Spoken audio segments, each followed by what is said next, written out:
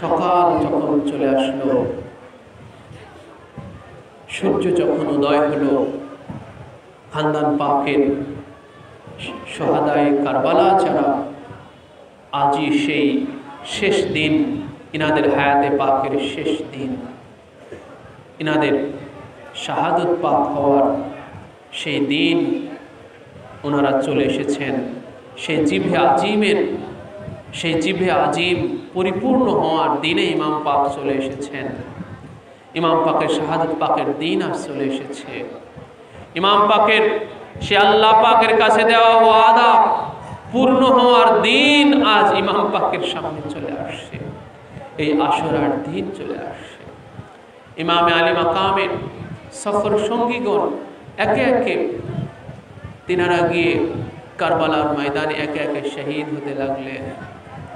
এমনকি হুর ইবনে ইয়াজিদ রিয়াহি, যে কিনা আশুরার দিন সকাল পর্যন্ত সে ইয়াজিদের সেই পক্ষের দিকে ছিল, আল্লাহ পাকের হেদায়েত রহমত তার কলবের মধ্যে ঢেলে পড়ল। সে হঠাৎ আশুরার দিনে সকালবেলা ইমামে আলী মাকামের কদমে এসে পড়ে গেলেন যে, হে ইমাম, হে মওলা, আপনি আমাকে মাফ করেন এবং আপনার কদম পাক আমাকে কবুল করে নেন। আমি আপনার হয়ে লড়ব। আমি আমার ভুল বুঝতে পেরেছি, আমি আপনার কদমে আমার নিজেকে উৎসর্গ করলাম। ইমাম পাক তাকে মাফ করে দিলেন এবং সে পরে ইমাম পাকের হয়ে এবারে ময়দানে গিয়ে এজিদি সৈন্যদের সাথে লড়াই করে তিনি শাহাদত বরণ করে সেই ৭২ জনের মধ্যে ওনার নামখানা লেখায় দিলেন।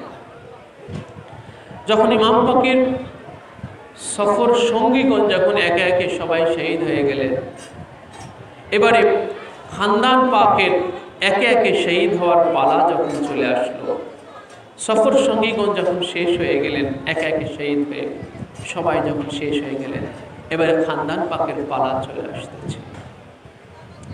আর এই কারবালায় যেই খানদান পাক যারা শহীদ হইতেছেন, ২১ জনের মতো খানদান পাক শহীদ হয়েছেন, আহলে বাইত রাসূল শহীদ হয়েছেন।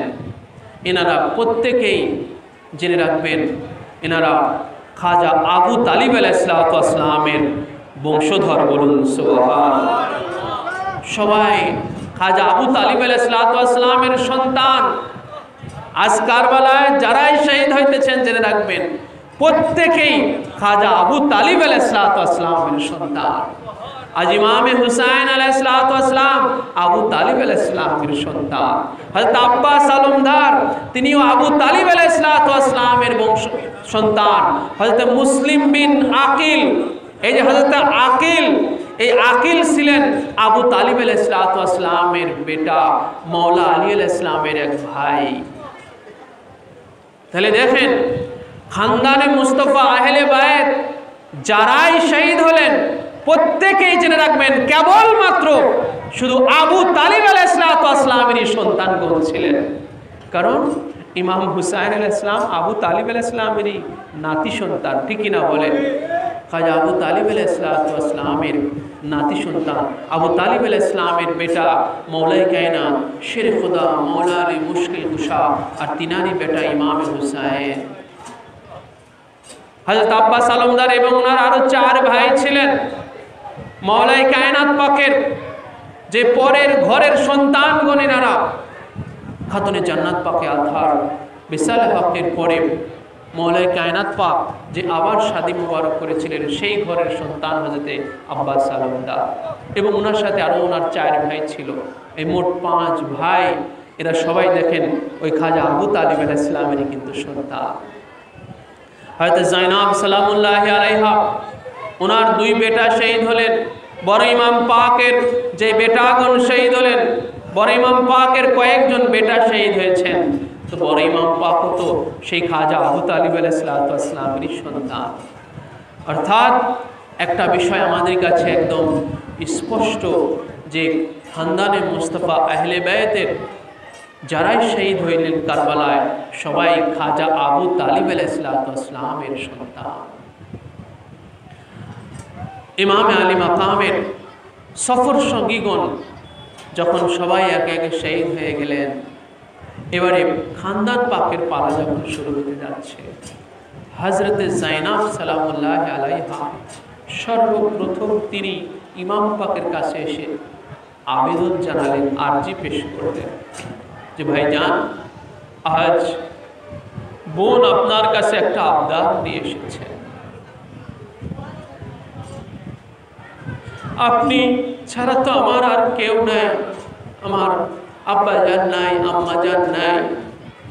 আপনি আমাকে কথা দেন যে আমার এই আবদার আপনি ফেলবেন না।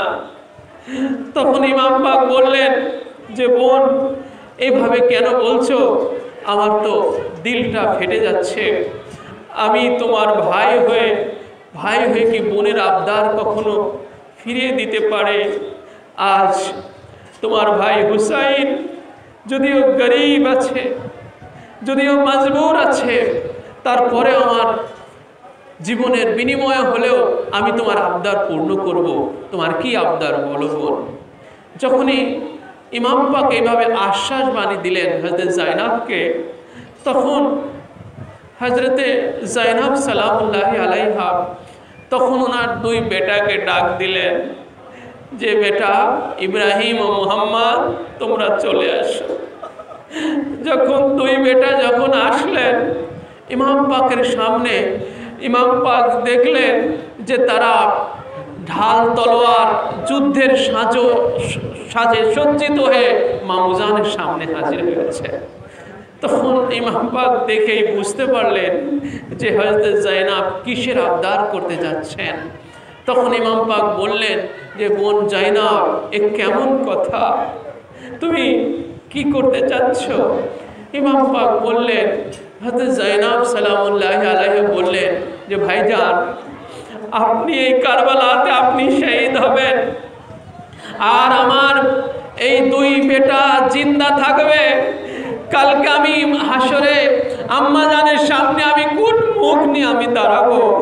আম্মা জান যদি আমাকে জিজ্ঞাসা করেন যে বেটি জাইনাব, তুমি তো আমার হুসাইনের সাথে কারবালায় ছিলে, আমার হুসাইনের জন্য তুমি কি করেছো? আমি যেন আম্মা জানের কাছে অনেক বড় মুখ নিয়ে বলতে পারি যে আম্মা জান, আপনার হুসাইনের জন্য আমি আমার কোলের দুই বেটাকে শহীদ করে দিয়েছি, আমি তাদেরকে কারবালায় কুরবানি দিয়েছি আপনার হুসাইনের জন্য। আমার মা যেন আমার উপরে বড় খুশি হয়ে যায়, আপনি আমার এই আবদার ফিরায়েন না। ইমামে আলী মাকাম তিনি নিরুপায় হয়ে গেলেন ওনার এই বোনের কাছে। ইমাম পাক তখন তিনি মর্জি পাক দান করলেন। তখন হযরত জাইনাব সালামুল্লাহ আলাইহা ওনার এই দুই বেটাকে নিজের হাতে সাজিয়ে ময়দানে কারবালাতে মা হয়ে বিদায় পাঠিয়ে দিচ্ছেন, বিদায় জানাচ্ছেন। বিদায় যাওয়ার সময় অনেক আদর করে দিচ্ছেন, চুম্বন করে দিচ্ছেন, বলতেছেন বেটারা, তোমাদের মা তোমাদের উপরে বড় খুশি হয়ে গেছে। আর এই ছোট্ট ছোট্ট শাহজাদাগণ, তাদের কোনো আপত্তি নাই। ছোট ছোট শিশু, ছোট্ট বালক এনারা, তারপরে হাজার হাজার ইয়াজিদি সৈন্যগণ তাদের সামনে যাবে, এতটুকু ভয় নাই, এতটুকু আপত্তি নাই। তিনারা ওয়াকতরে তিনারা সেই ময়দানের দিকে এনারা ধেয়ে যাচ্ছেন, মা হয়ে সন্তানদেরকে চির বিদায় জানাচ্ছেন। সেই দৃশ্যটা কারবালায় যে কেমন ছিল সেটার বাস্তবতা ফুটিয়ে তোলার ভাষা আমাদের জানা নাই। শুধু কেউ যদি ভাইয়ের প্রতি মনের মোহব্বত দেখতে চায়, সে যেন কারবালাকে দেখে যে হযরত জাইনাব সালামুল্লাহ আলাইহা ভাইয়ের মোহাব্বতে কিভাবে নিজের কোলের সন্তানদেরকে কারবালার ময়দানে কুরবানি করে দিলেন। হযরতে আলী আকবর আলাইহিসসালাতু ওয়াসসালাম, হযরতে আবুল কাসেম আলাইহিসসালাতু ওয়াসসালাম একে একে ইমাম পাকের কাছে এসে হাজির হইতেছেন। ইমাম পাকের সেই বড় শাহজাদা পাক হযরতে আলী আকবর আলাইহিসসালাতু ওয়াসসালাম, যিনার উমর মুবারক ছিল 18 বছর, 18 বছরের জওয়ান ছিলেন হযরত আলী আকবর। তিনিও ইমামে আলী মাকামের কাছে এসে আরজি জানালেন যে আব্বাজান, আজ আলী আকবর আপনার সামনে হাজির হয়েছে, ময়দানে গিয়ে নিজেকে কুরবানি করার জন্য। ইমাম পাক তিনি দুঃখ ভারাক্রান্তে পাথরের মতো শক্ত হয়ে হযরত আলী আসগরের দিকে অপলক নয়নে তিনি তাকিয়ে রইলেন যে বেটা আলী আসগর, আমি তোমাকে কি করে ময়দানে পাঠাই? তুমি দেখতে হুবহু আমার নানা জানের মতো, তোমার চেহারা শাবিহে রাসূল। ওনার একটা লকব ছিল, ওনার একটা পরিচিতি ছিল, ওনাকে শাবিহে রাসূল বলা হতো। হযরত আলী আকবর আলাইহিস সালামকে শাবিহে রাসূল মানে জিনাকে দেখতে হুবহু রাসূলে পাকের মতো। উনি রাসূলে পাকের প্রতিচ্ছবি ছিলেন। হযরত আলী আকবর আলাইহিস সালাম 18 বছরের জওয়ান। ইমাম পাক বলতেন যে বেটা আলী আকবর, আমি যখনই তোমার চেহারার দিকে তাকিয়েছি, তোমার চেহারা দেখেছি, আমার নানা জানকে দেখা হয়ে গেছে। আজ আমি বাবা হয়ে এই জওয়ানি বেটাকে আমি কি করে ময়দানে পাঠাবো? তোমার রক্ত আমি কি করে দেখব? তোমার কতল আমি কি করে দেখব? আমি শুধু তোমার হযরত আলী আকবর আলাইহিস সালাম বললেন যে আব্বাজান, আপনার ভাগ্নেরা আপনার জন্য শহীদ হয়ে গেল, আপনার জন্য কতল হয়ে গেল। আপনার ভাস্তে ভাই আবুল কাসেম, সেও এত বড় সৌভাগ্যবান হয়ে গেল, আপনার জন্য শহীদ হয়ে গেল। ফুফি জানের বেটাগণ ইব্রাহিম, মোহাম্মদ, তারা এত সৌভাগ্যবান, আপনার জন্য কুরবানি হয়ে গেল।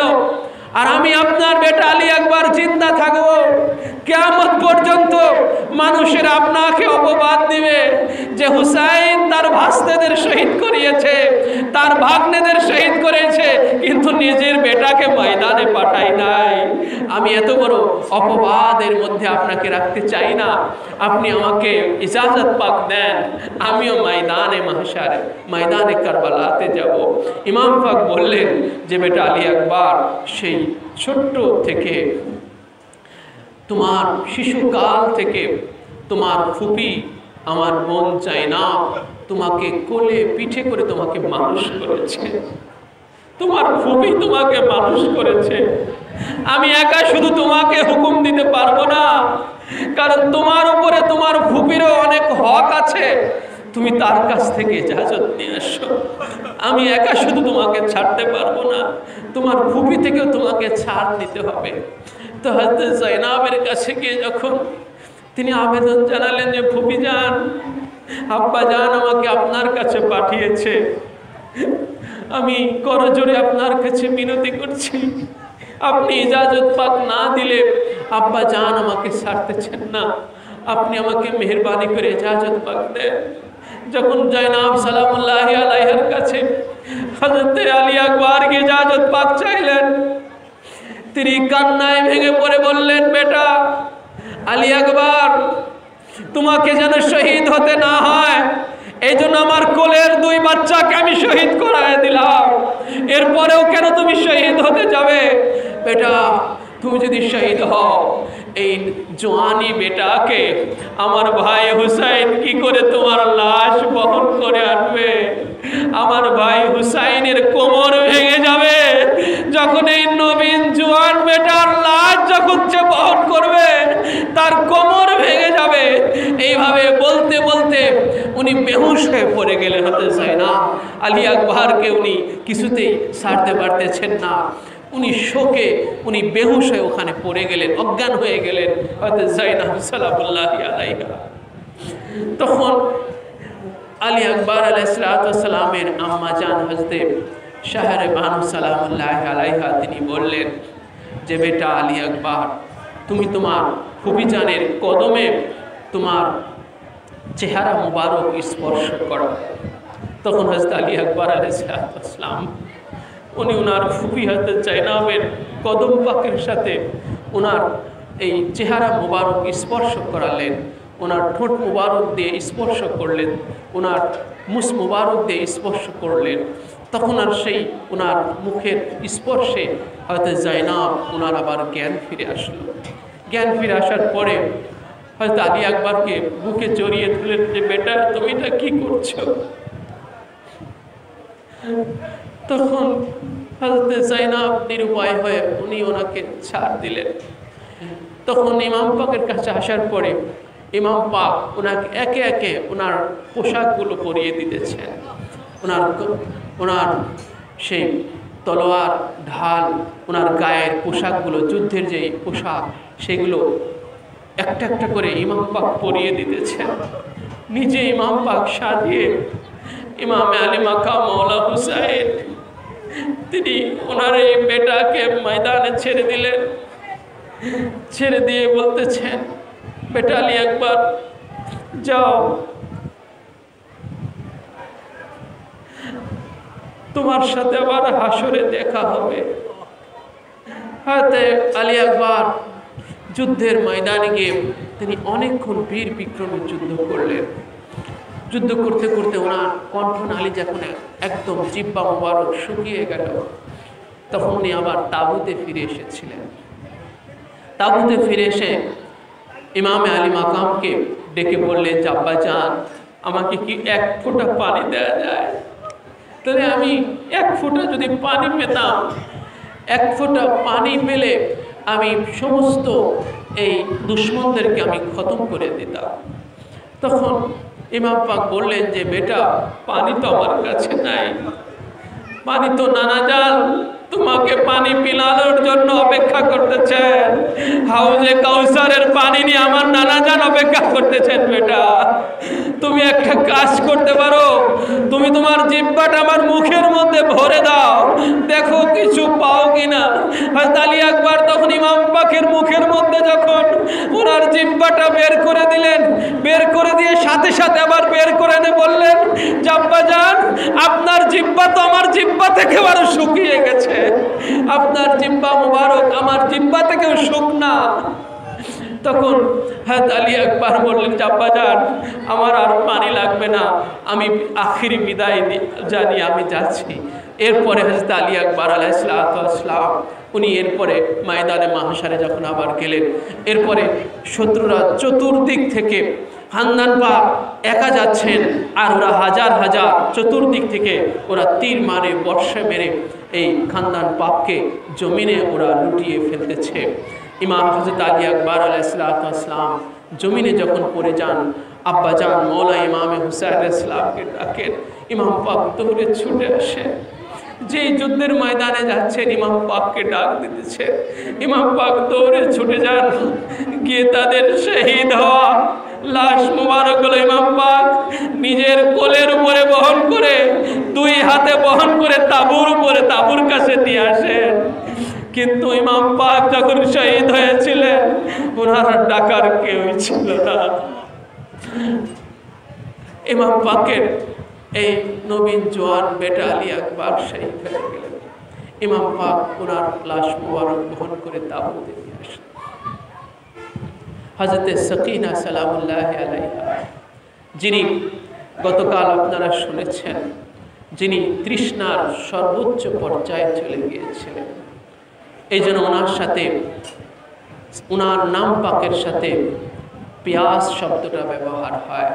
হায় সকিনা, হায় পিয়াস, বলেন হায় সকিনা, হায় পিয়াস, হায় সকিনা, হায় পিয়াস, হায় সকিনা, হায় পিয়াস, হায় সকিনা, হায় পিয়াস, হায় সকিনা, হায় পিয়াস। তৃষ্ণাটা ওনার সাথে একাকার হয়ে গেছে, তৃষ্ণাটা ওনার সাথে যুক্ত হয়ে গেছে। কারবালায় সবচেয়ে বেশি পিপাসিত হয়েছিলেন ইমামে আলী মাকামের এই বেটি হযরত সকিনা সালামুল্লাহ আলাইহা। ইমাম পাক এই বেটি, যিনি হযরতে আব্বাস আলমদারকে খুব মহব্বত করতেন, এবং আব্বাস আলমদারও ওনাকে জানের চেয়ে বেশি মহব্বত করতেন,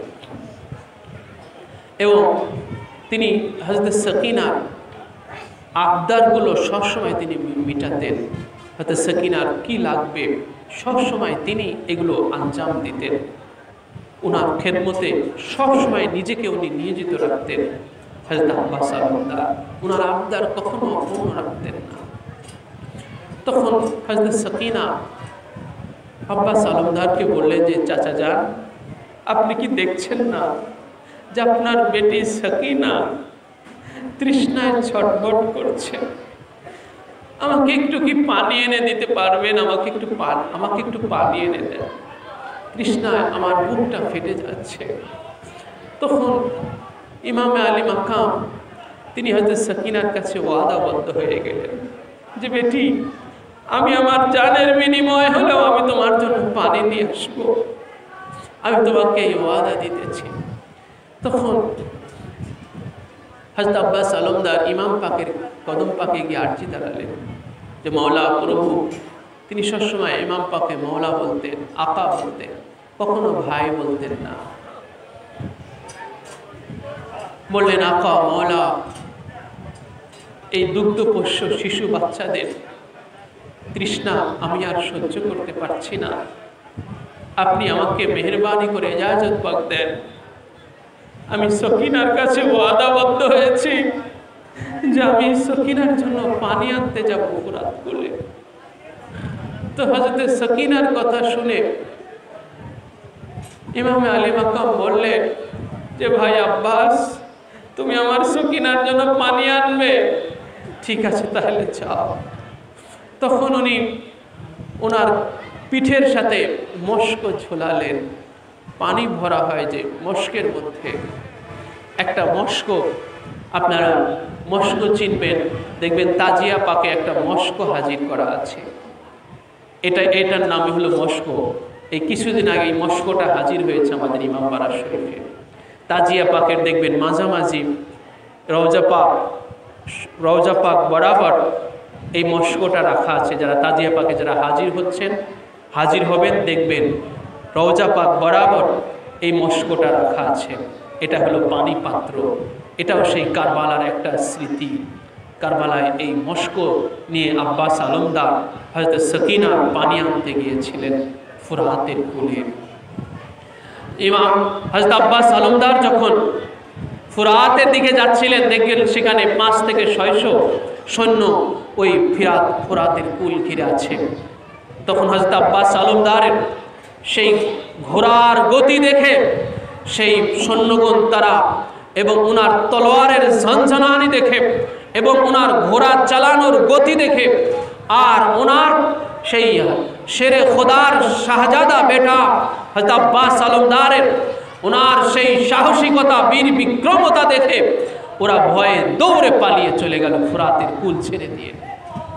তখন হযরত জাইনাব হযরত আব্বাস আলমদার উনি ঘোড়া নিয়েই সেই ফুরাতের কুলে, ফুরাত পানির মধ্যে উনি নেমে পড়লেন, ঘোড়ার সহ নেমে পড়লেন। পানি মস্কের মধ্যে পানি ভরলেন, পানি ভরে মস্কটা আবার পিঠের সাথে আবার ঝোলালেন। এরপরে পানি দেখে ওনার তৃষ্ণাটা আবার জেগে গেল। কারণ হযরত আব্বাস আলমদার তিনিও তো 3 দিনের তৃষ্ণার্ত ছিলেন। কিন্তু যখন ওনার সকিনার কথা মনে পড়ে গেল যে আমি তো সকিনার কাছে ওয়াদা দিয়ে এসেছি যে আমি আগে সকিনার তৃষ্ণা নিবারণ করব, এই জন্য পানির মধ্যে নেমেও হযরত আব্বাস আলমদার 1 ফোঁটা পানিও পান করলেন না যে আমি আগে আমার সকিনার আমি তৃষ্ণা নিবারণ করব। তখন তিনি তাঁবুর দিকে যখন আবার ফিরতেছিলেন, তখন ওমর ইবনে সাদ, সীমার তারা বলল যে আব্বাস যেন এই পানি নিয়ে যেন তাঁবুতে যেতে না পারে।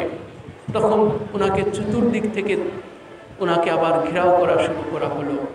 উনি যখন তাঁবুর দিকে ছুটতেছিলেন, হঠাৎ ওনার সাইড থেকে এক দুশমন এসে ওনার এক বাহুর উপরে যখন আঘাত করলো, সেই বাহুটা কেটে জমিনের উপরে ছিটকে পড়ে গেল।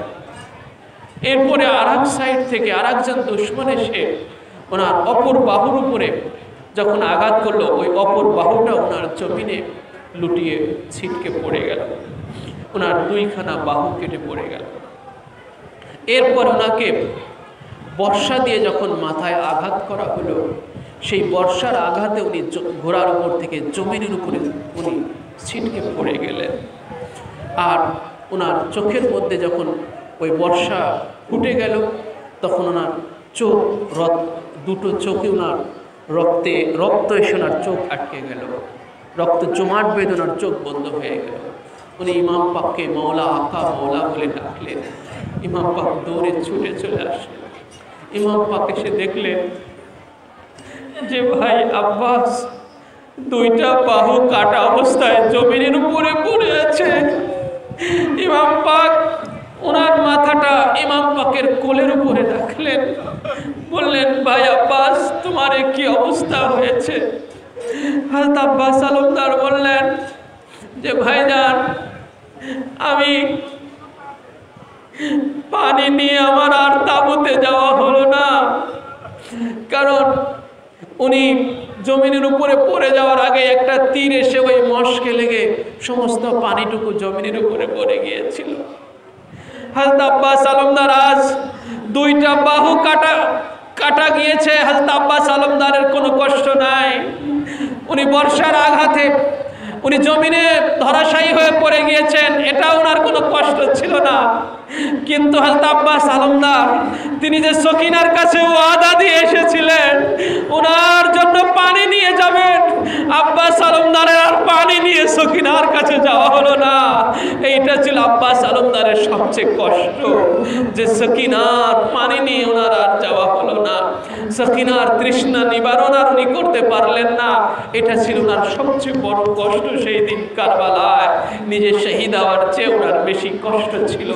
হযরত আব্বাস আলমদার বললেন ভাইজান আকা মৌলা আমি আমার আম্মা জান থেকে শুনেছি যে আমি নাকি জন্মগ্রহণ করার পরে সর্বপ্রথম আপনার চেহারা মুবারক আমি দেখেছিলাম, কারণ ওনার দুনিয়াতে আসাটাই একটা খোদা তাআলার একটা কুদরত ছিল। ইমামে আলে মাকাম মওলাই কায়নাত পাকের একটা ইশারা ছিল। উনি একদিন আল্লাহ পাকের কাছে আরজি পেশ করেছিলেন যে হে আল্লাহ তুমি আমার মতো আমার একজন বেটা দান করো।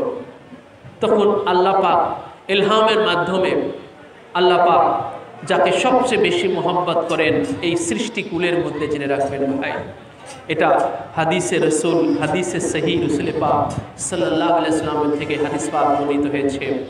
রাসূলুল্লাহ সাল্লাল্লাহু আলাইহি ওয়াসাল্লাম বলেছেন একদিন একটা পাখি, রান্না করা পাখি সামনে নিয়ে রাসূলুল্লাহ আল্লাহর কাছে দোয়া করতেছিলেন যে হে আল্লাহ এই সৃষ্টির মধ্যে তুমি যাকে সবচেয়ে বেশি মহব্বত করো আল্লাহ তুমি তাকে আমার কাছে পাঠিয়ে দাও, সে আমার সাথে এই পাখির গোশত খাবে। সাথে সাথে আল্লাহ পাক মওলা আলীকে পাঠিয়ে দিলেন। মওলা আলী রাসূলুল্লাহর কাছে হাজির হলেন, আর রাসূলুল্লাহর সাথে ওই পাখির গোশতটাকে মওলায়ে কায়নাত পাক এই সৃষ্টি জগতের মধ্যে আল্লাহ পাকের কাছে সবচেয়ে বেশি মুহাব্বতের পাত্র হয়ে গেলেন।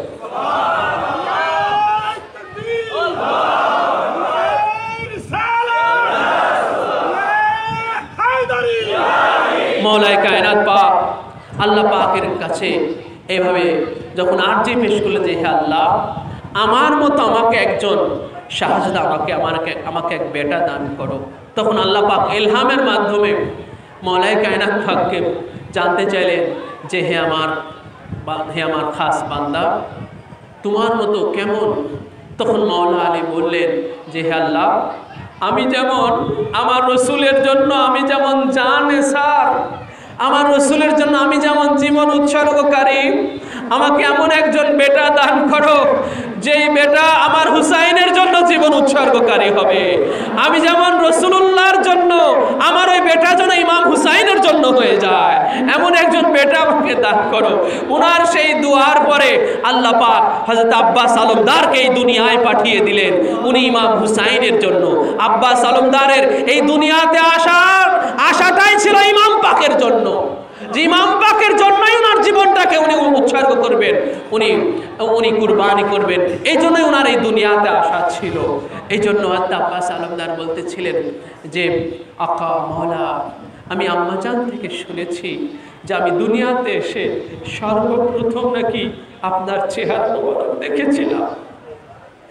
আমার আজকে এই শেষ বিদায় আমি আবার সর্বশেষ আপনার চেহারা মোবারকটা দেখে আমি শাহাদাতের পেয়ালা পান করতে চাই। আমার রক্তে আমার চক্ষু যুগল আটকে গেছে। আকা মওলা, আমার হাত দুটো কাটা পড়ে গিয়েছে, আপনি একটু আমার চোখের উপর থেকে রক্তটা সরায় দেন, আমি আপনার একটু জিয়ারত পাক করে নেই। ইমাম পাক তখন ওনার সে চোখের উপর থেকে রক্তটা, জমাট বাঁধার রক্তটা সরায় দিলেন। তখন উনি ইমাম পাককে জিয়ারত পাক করতে থাকলেন আর বললেন, ইমাম আলী মাকাম তখন বললেন যে ভাই আব্বাস, তুমি কখনো আমাকে ভাই বলো নাই, আজ তোমার কাছে আমার একটা আবদার যে তুমি আমাকে ভাই বলো।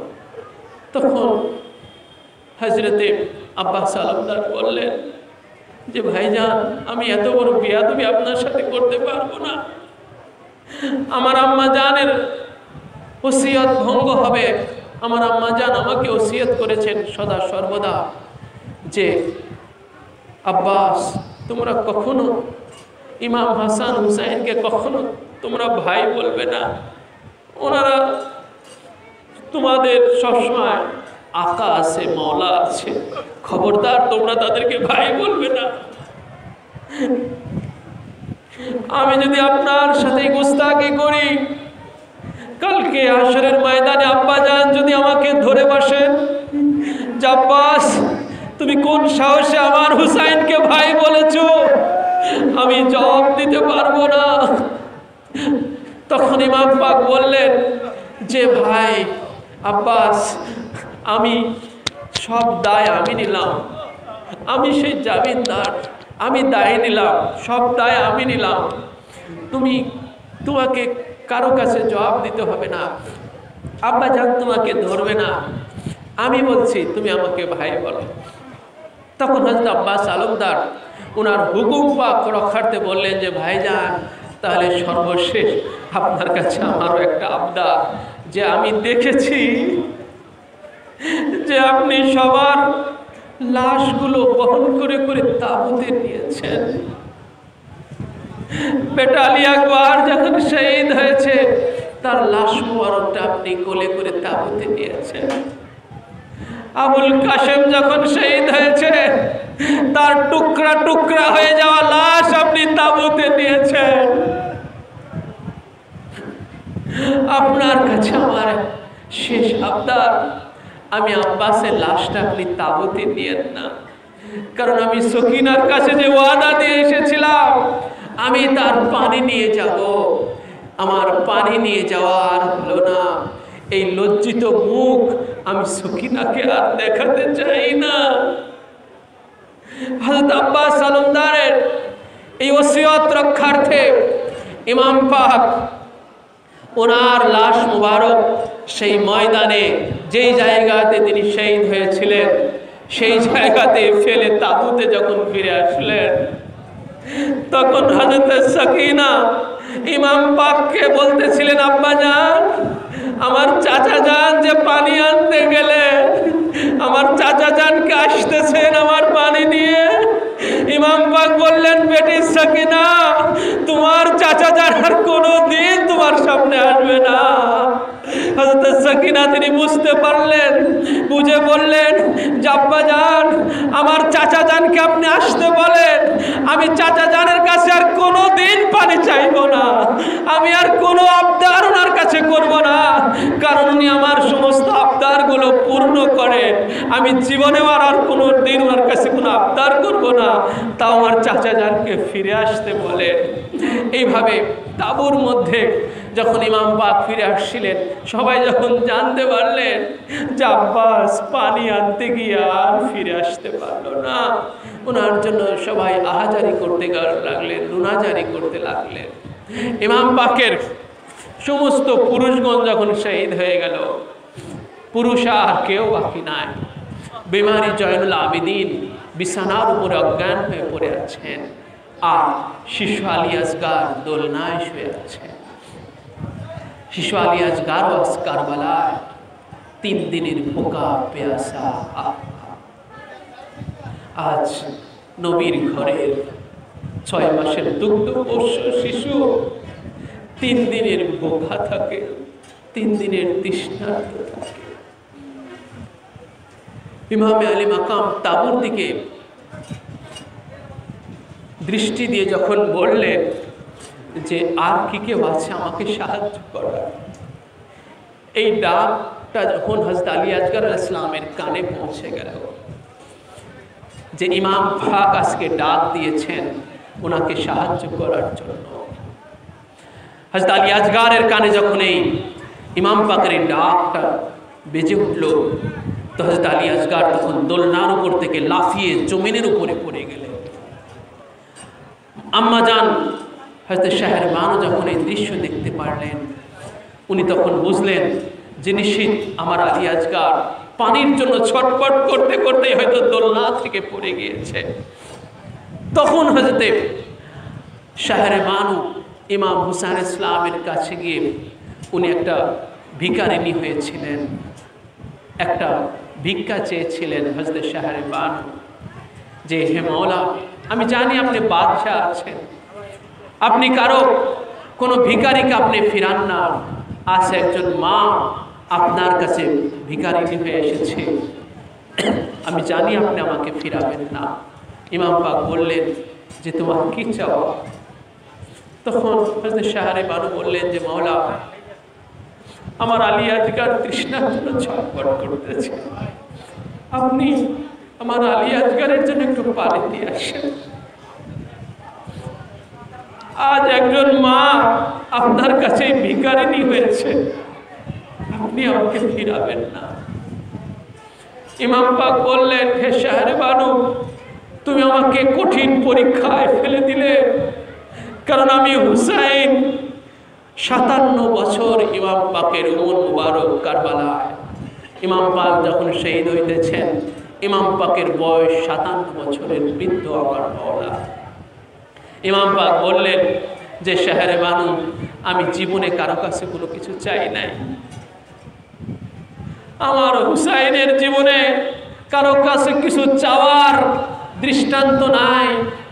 আজ তুমি আমাকে বড় পরীক্ষায় ফেলে দিলে, কারণ আমার মাওলা নিজেই বাদশাহ ছিলেন, বাদশাহ আর কার কাছে কি চাইবে ভাই? যেটা খাজা গরিবের নওয়াজ বলে গেছেন যে শাস্তে হুসাইন বাদশাস্তে হুসাইন, হুসাইনই সম্রাট, হুসাইন হলো বাদশাহ।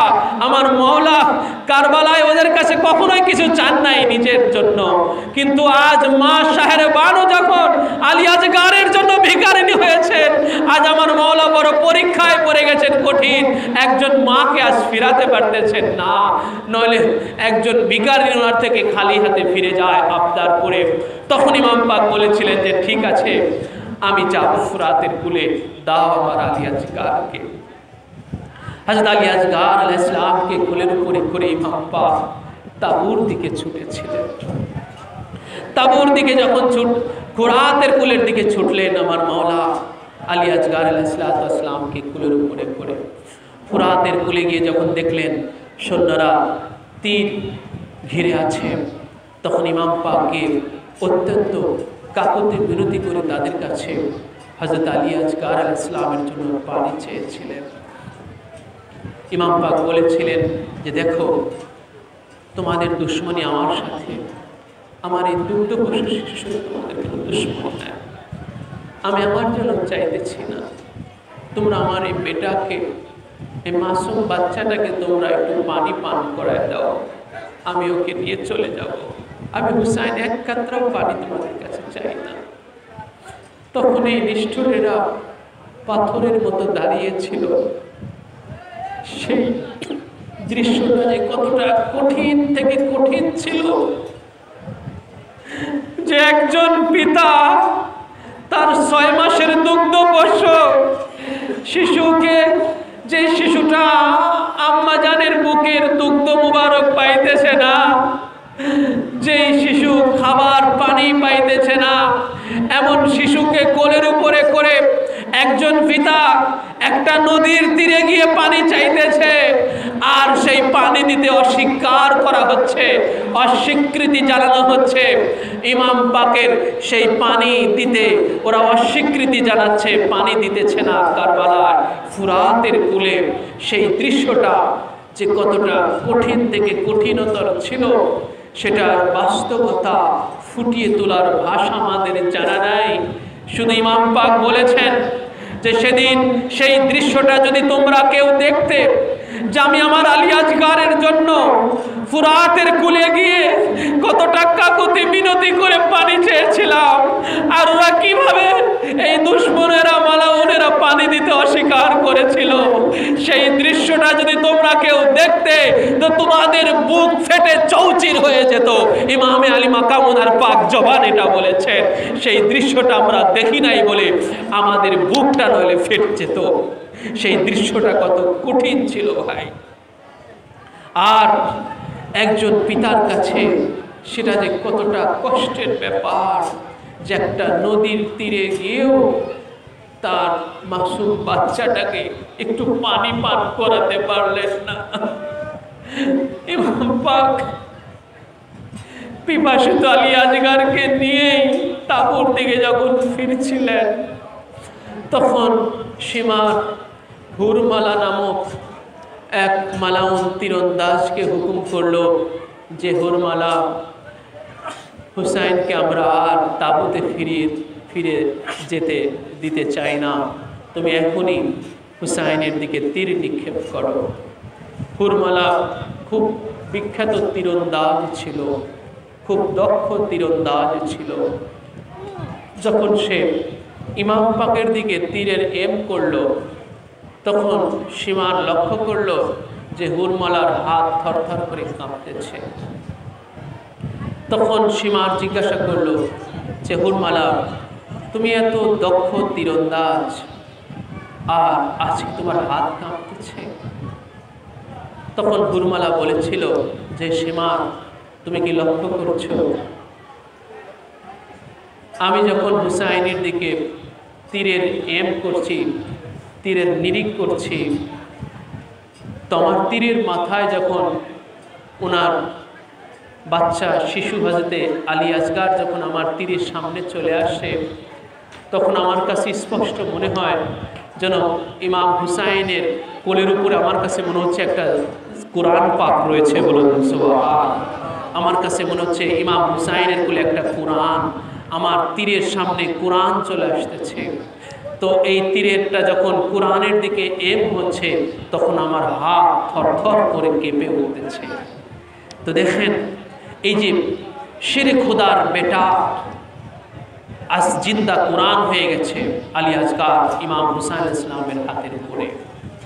এটা তো মৌলাই কায়নাত পাকের পাক জবানের বাণী।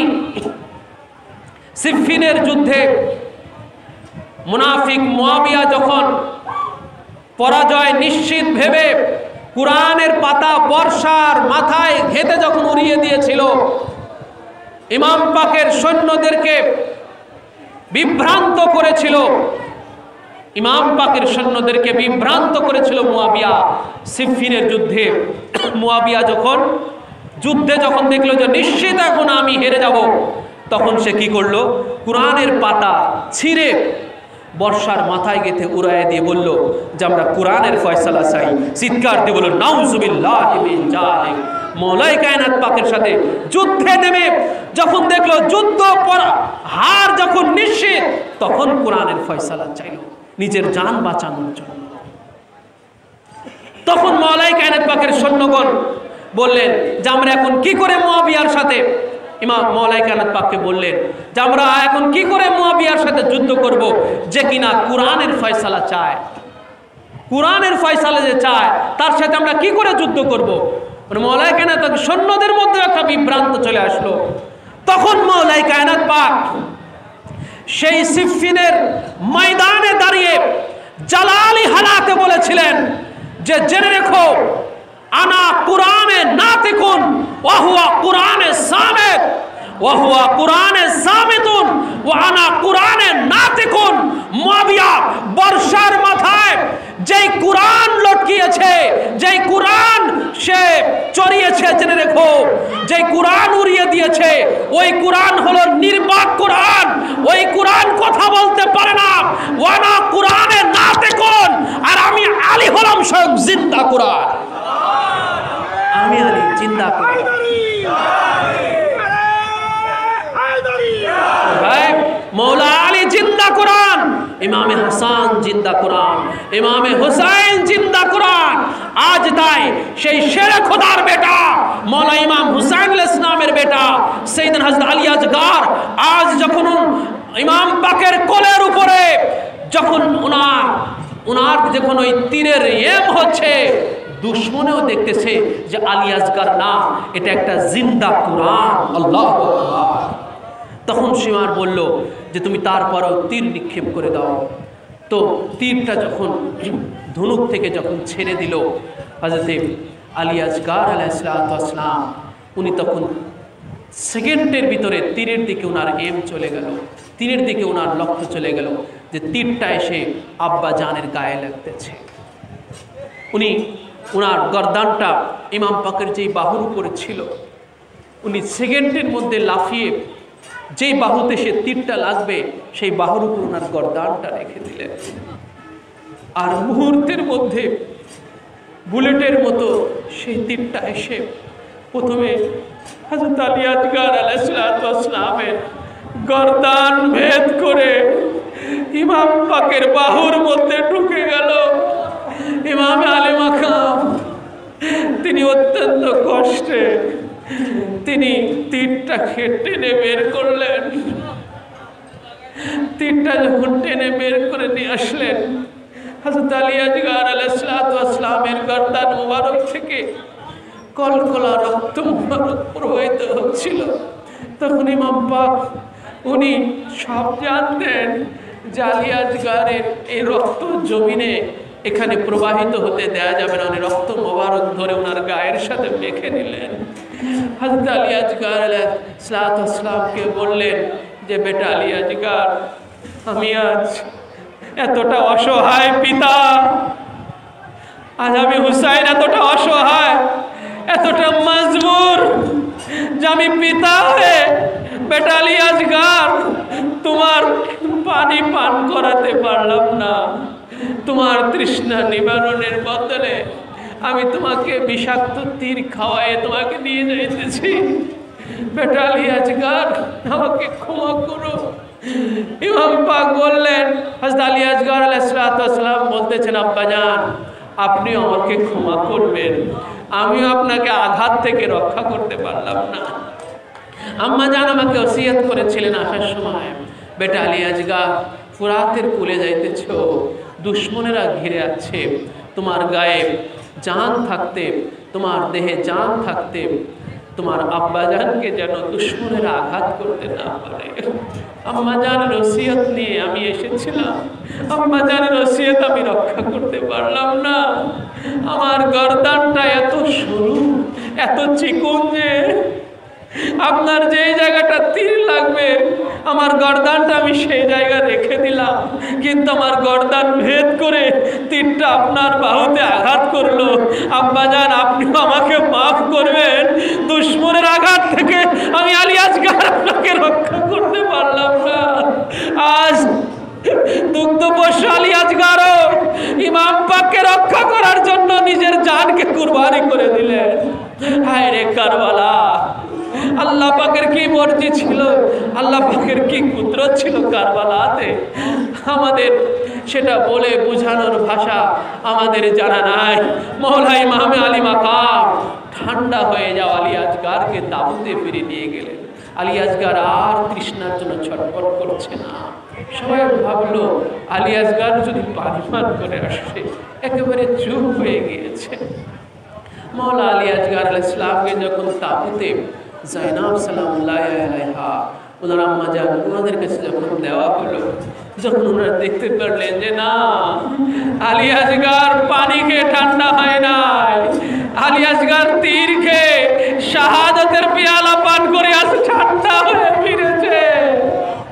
আলী আসগরের শাহাদাত পাক দেখে তাবুর মধ্যে সবচেয়ে বেশি কান্নার রোল পড়েছিল, কারণ এই 6 মাসের শিশু আলী আসগরের শাহাদাত পাক দেখে মা শাহরবানু গড়াগড়ি খেতে লাগলেন, হযরত জাইনাব উম্মে কুলসুম গড়াগড়ি খাইতে লাগলেন, হযরত সাকিনা সালামুল্লাহ আলাইহা তৃষ্ণায় কাতর হওয়া তাও গড়াগড়ি করতে লাগলেন।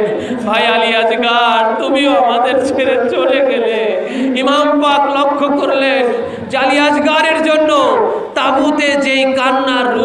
গিয়েছে, তাবুর সবাই কাঁদতে কাঁদতে সবাই শহীদ হয়ে যাবে।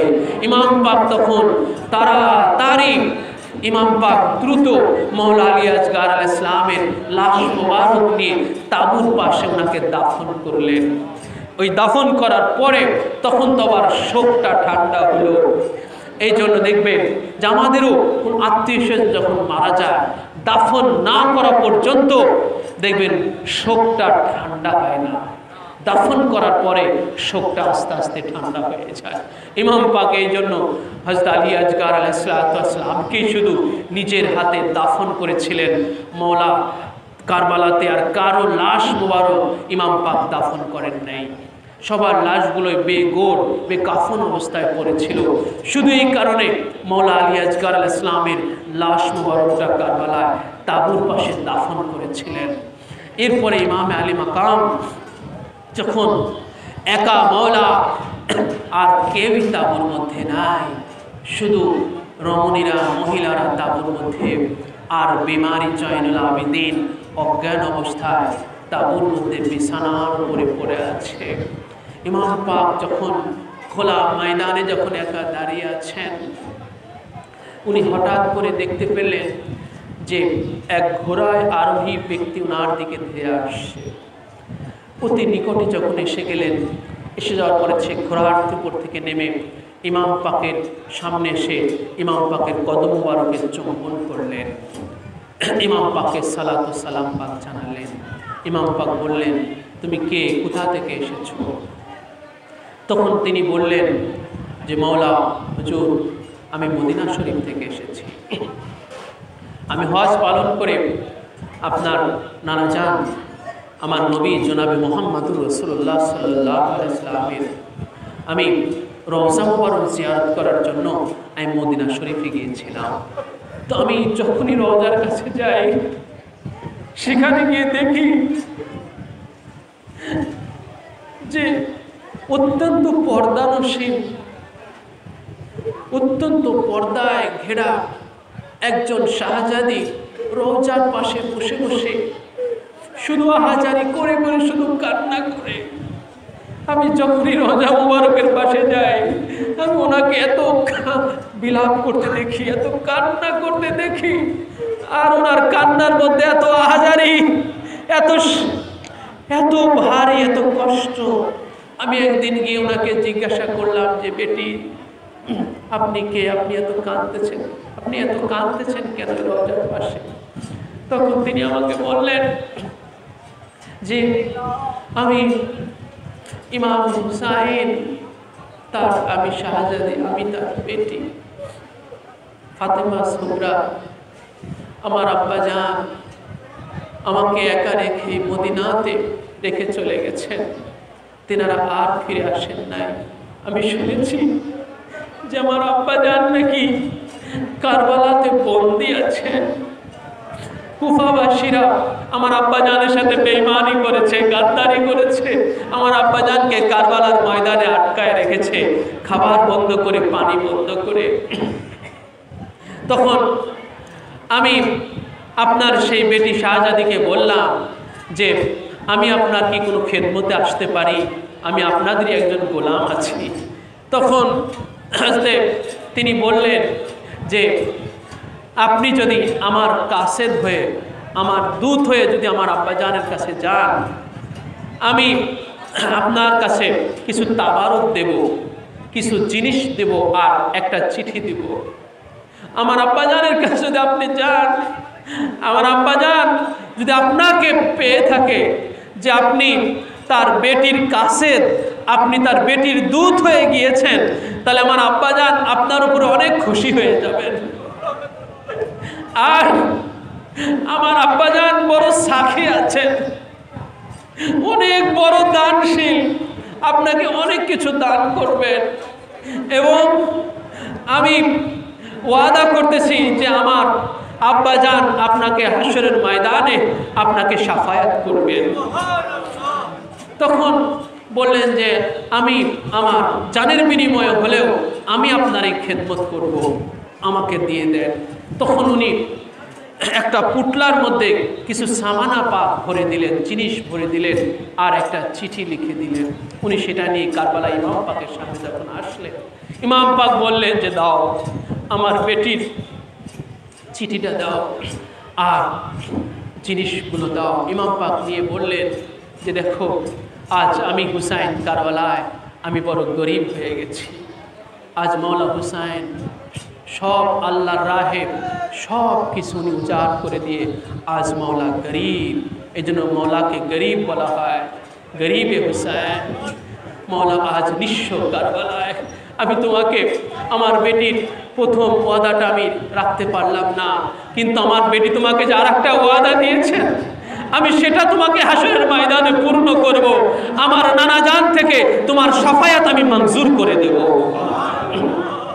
ইমাম পাক সেই চিঠি আর সামানা পাক বলে তাঁবুর মধ্যে গেলেন। তাঁবুর মধ্যে গিয়ে সবার সামনে যখন চিঠিটা খুললেন, দেখলেন চিঠিতে শুধু আহাজারি আর শেকায়াত, অভিযোগে ভরা।